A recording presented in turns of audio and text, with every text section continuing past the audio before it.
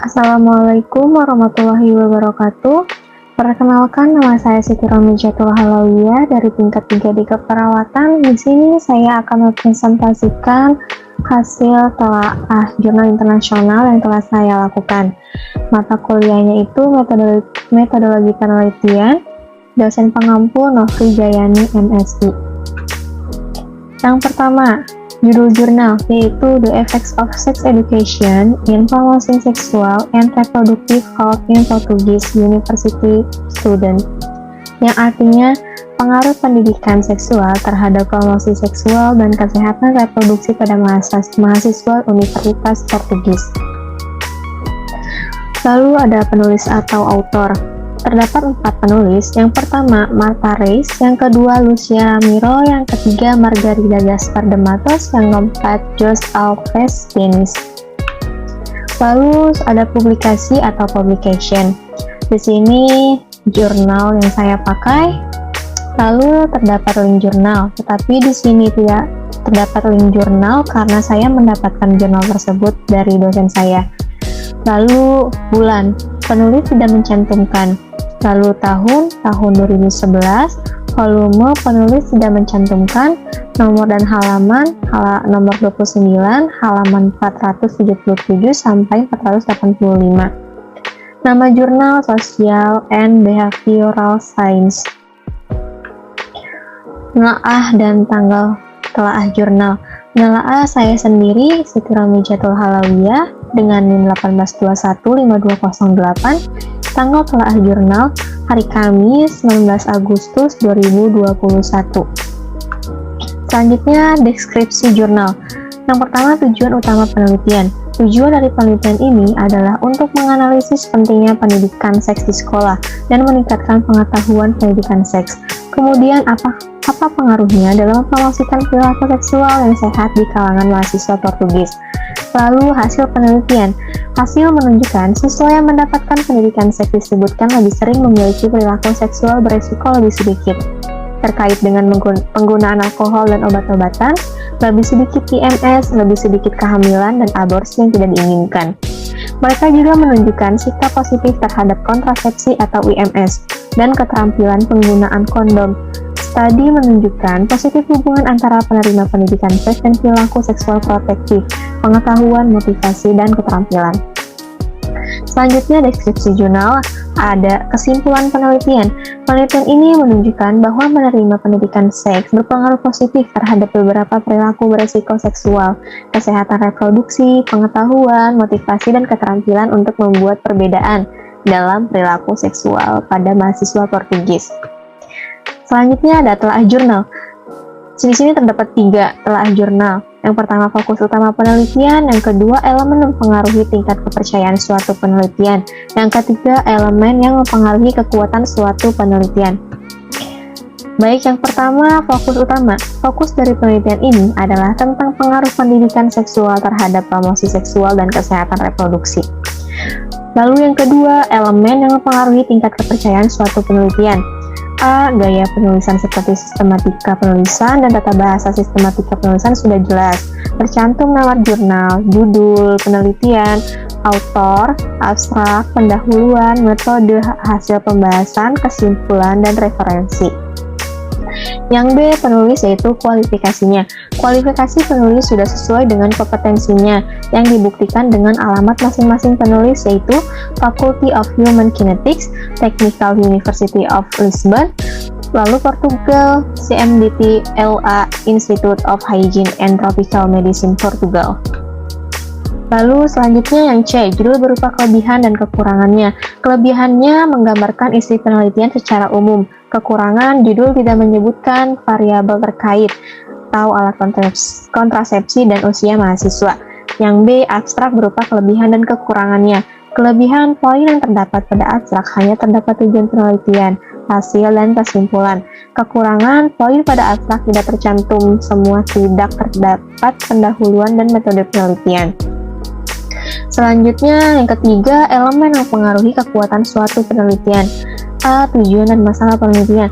Tujuan penelitian ini adalah untuk mengeksplorasi hubungan antara remaja yang pernah atau tidak pernah berhubungan seks pendidikan di sekolah dengan perilaku seksual beresiko, termasuk penggunaan kondom secara konsisten, sesekali berganti pasangan seks.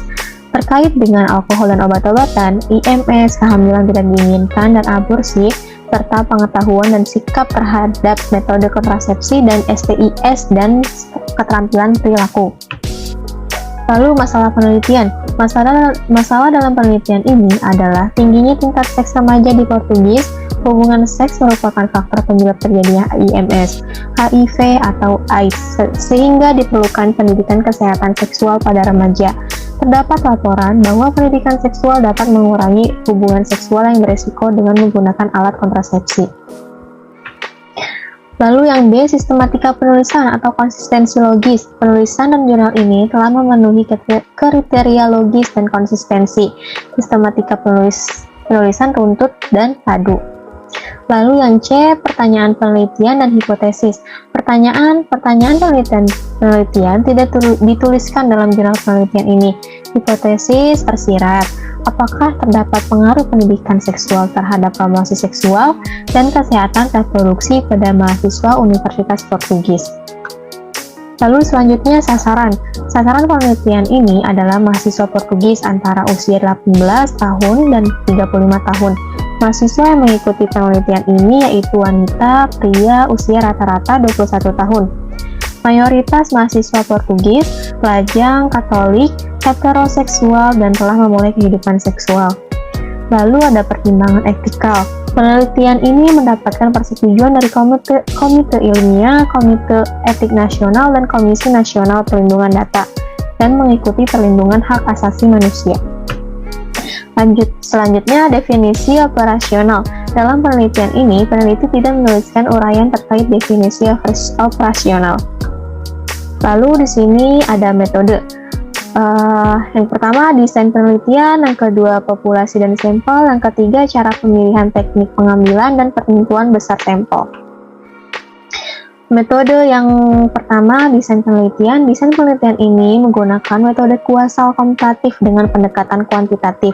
Pengumpulan data menggunakan survei atau kuesioner dengan menggunakan skala Goodman dan Likert. Lalu yang kedua, populasi dan sampel. Populasi penelitian ini adalah mahasiswa di Universitas Portugis dengan sampel sebanyak 3.278 mahasiswa, teknik mengambil sampel dengan randomly sampling. Selanjutnya, cara pemilihan, teknik pengambilan, dan penentuan besar sampel. Mahasiswa yang melakukan penelitian berusia antara 18 dan 35 tahun. Dipilih secara acak dari mereka yang menghadiri universitas selama tahun ajaran 2009 atau 2010. Data dikumpulkan melalui kuesioner yang dikelola peneliti sendiri. Teknik pengambilan sampel menggunakan randomly sampling yang berjumlah 3.278 sampel. Lalu di sini ada data analis. Yang pertama ada analis statistik yang digunakan, lalu yang kedua hasil penelitian. Yang pertama, analisis statistik yang digunakan. Data dianalisis menggunakan Statistical Case for Social Science atau disingkat SPSS versi 19. Statistik deskriptif termasuk frekuensi sarana dan standar deviasi dilakukan untuk memberikan gambaran umum dari data analisis statistiknya menggunakan chi-square dan uji-T. Di sini terdapat tabel pertama, itu tentang perbedaan atau pertanyaan gender kelompok umur dan pendidikan seksnya. Lalu yang kedua, hasil penelitian. Tabel hasil penelitian yang kedua ini tentang pernah atau tidak pernah mendapatkan pendidikan seksual, perilaku seksual, dan seks beresiko untuk keseluruhan sampel yang disebutkan melakukan hubungan seksual. Selanjutnya hasil penelitian. Tabel hasil penelitian yang ketiga itu tentang perbedaan pengetahuan dan sikap tentang metode kontrasepsi dan IMS serta perilakunya, keterampilan penggunaan kondom atau untuk seluruh sampel yang menyebutkan pernah atau belum pernah mendapatkan pendidikan seks. Lalu di sini ada pembahasan temuan hasil penelitian. Kelebihan penelitian telah jelas membahas masing-masing variabel yang diteliti. Kekurangannya pembahasan sudah jelas dan tidak ada kekurangan. Kesimpulan dan saran kelebihan dalam penelitian ini diungkapkan suatu kesimpulan berdasarkan hasil olah data statistik, sehingga kesimpulan sudah merangkap antara variabel bebas dan terikatnya. Kekurangan tidak terdapat kekurangan dalam kesimpulan dan saran pada jurnal yang ditelaah. Baik, terima kasih. Kurang lebihnya mohon maaf. Wassalamualaikum warahmatullahi wabarakatuh.